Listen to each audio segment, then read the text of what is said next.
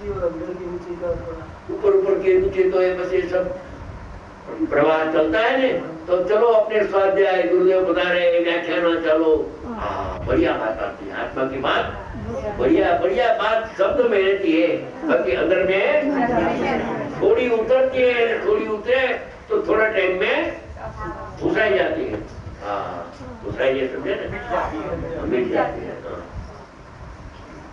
और धूल में अंदर अक्षर लिखे, धूल के अंदर धूली है ना जमीन, उसमें अक्षर लिखे अपना नाम, तो पवन आवे तो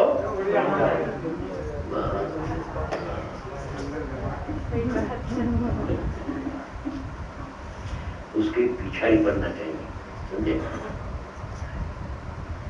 सीए की परीक्षा देते हैं ना कोई, मुंबई को बना देना, तो 40 साल तक उसने परीक्षा दिया,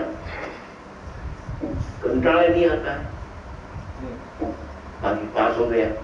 ऐसे इसमें कंटाला नहीं आना चाहिए। आज प्राप्त नहीं होंगे तो कल होगा, परसों होगा। विश्वास रखो, अपनी चीज है, अपनी चीज को अपने को देखना है, अपने को कोई बाहर से चीज लाना नहीं है, लाने की बात नहीं है। आत्मा मौजूद है वर्तमान, अंदर देखने से वो दिखाई देता है, बाहर देखने से अंदर वाला नहीं। एक दफे में राजकोट में ऐसा प्रश्न आया कि ये गुरुदेव प्रशंसा करते, यानी सब प्रशंसा आत्मा की करते, थकता ही नहीं है, ऐसा हा हा हा हा करे, समझे।